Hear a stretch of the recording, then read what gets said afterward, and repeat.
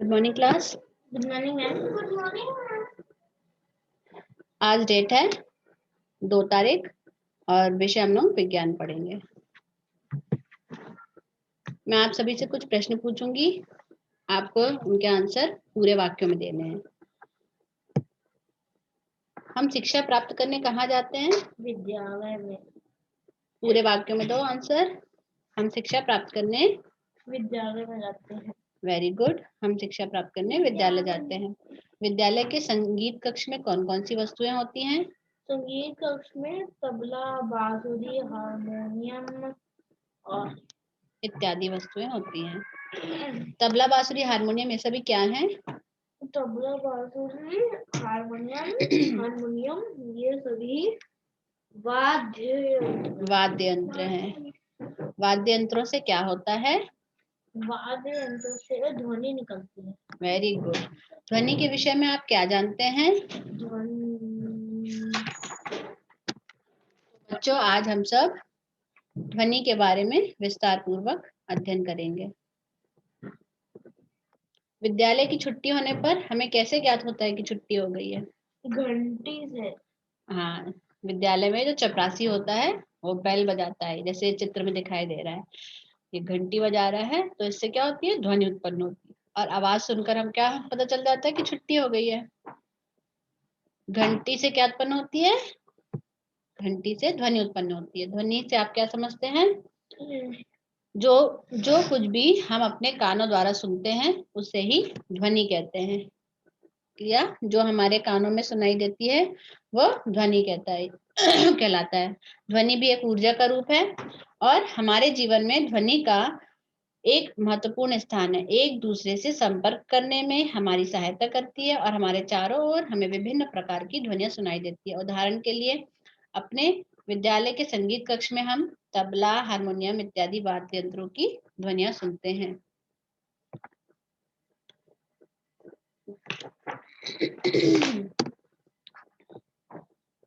जब हम बजती हुई घंटी को छूकर देखते हैं तो हमें क्या महसूस होता है? जब हम कोई बैल बजती है, हम उसको टच करते हैं, उसको छूकर देखते हैं तो हमें क्या महसूस होता है? कि झंझनाहट सी महसूस होता है। एक झंझनाहट महसूस होता है। उस झंझनाहट को क्या कहते हैं हम? उस झंझनाहट को हम कंपन कहते हैं, यानी ध्वनि कंपन से उत्पन्न होती है। ठीक है। कंपन क्या होता है? कंपायमान वस्तुएं ध्वनि उत्पन्न करती हैं। किसी भी वस्तु द्वारा उसकी माध्य स्थिति के इधर उधर या आगे पीछे होने वाली गति क्या कहलाती है? कंपन कहलाती है, वाइब्रेशन कहलाती है।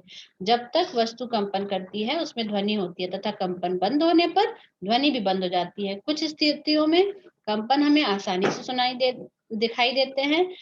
देते हैं, परंतु आयाम कम होने पर कंपन हम देख नहीं पाते किंतु महसूस कर सकते हैं, है ना। उदाहरण के लिए अगर हम किसी थाली को या फिर किसी घंटी को, जैसा कि चित्र में दिखाया गया है, हम बजाते हैं, थाली पर चम्मच से मारते हैं तो क्या होता है? एक वाइब्रेशन, थाली हिलती हुई दिखाई देती है। उसमें अगर आप पानी भर के करोगे तो पानी में कंपन आसानी से देख सकते हो, है ना। तो उसपे कंपन होता है और उससे आवाज होती है। और अलग अलग आकार वाले बर्तनों में अलग अलग प्रकार की ध्वनि उत्पन्न होती है ना। समझ में आया बच्चों? हाँ मैम।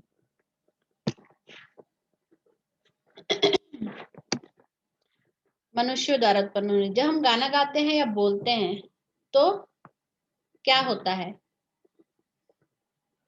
जब हम गाना गाते हैं या फिर वो बोलते हैं तो तो ध्वनि ध्वनि उत्पन्न होती है। ठीक है। तो मनुष्यों में ध्वनि कैसे उत्पन्न होती है? मनुष्यों में ध्वनि वाक यंत्र, आपने देखा ये जो हमारे गले में होता है ये वोकल कॉर्ड कहलाता है। आ, आदमी लोगों में या पुरुषों में ये चीज बड़ा होता है और महिलाओं में ये चीज छोटा होता है। यानी पुरुषों में ये वोकल कॉर्ड को आसानी से देखा जा सकता है ना।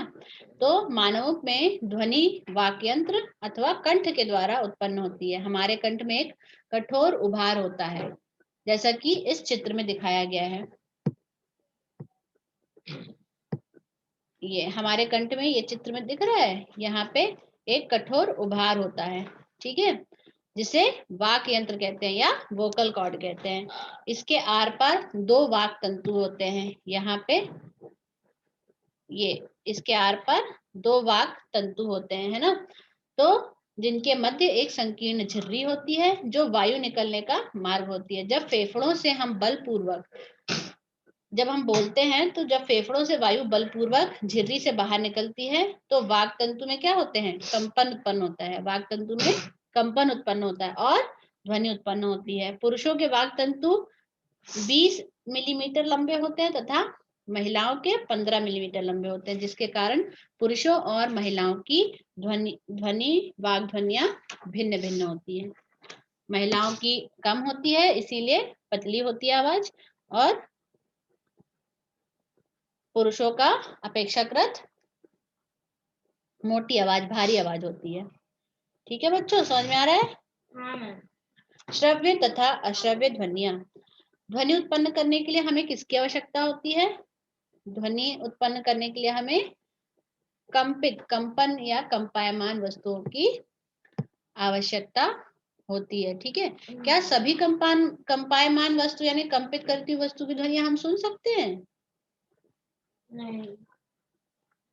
सभी कंपित करती हुई वस्तुओं की ध्वनि श्रव्य नहीं होती है। ठीक है, 20 हर्ट्ज 20 हर्ट्ज यानी 20 कंपन प्रति सेकंड से कम आवृत्ति तथा 20 किलो हर्ट्ज यानी 20,000 कंपन प्रति सेकंड से अधिक आवृत्ति की ध्वनियां मानव के कानों द्वारा सुनी नहीं जा सकती। और 20 कंपन प्रति सेकंड और 20,000 कंपन प्रति सेकंड के जो मध्य में ध्वनि होती है वो मानव कर्ण द्वारा सुनी जा सकती है, श्रव्य होती है।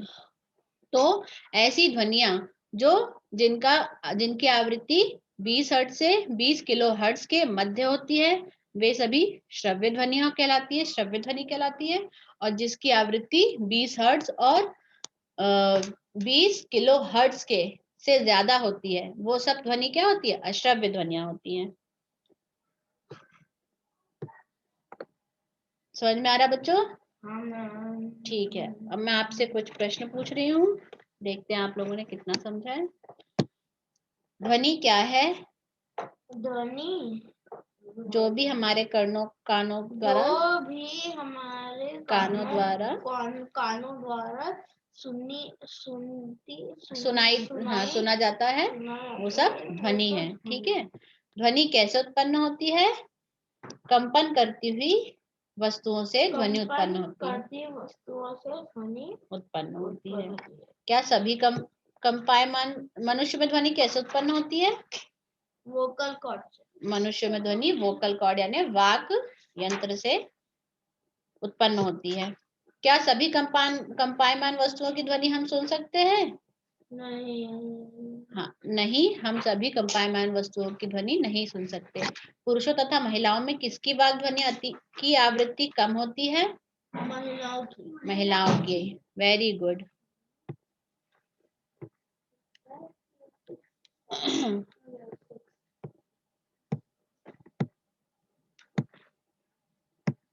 सही मिलान में लाइए। अब आपको ये मैच मेकिंग करके बताना है।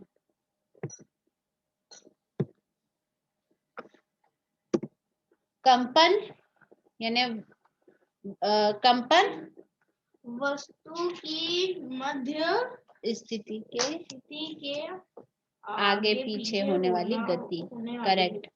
श्रव्य ध्वनियां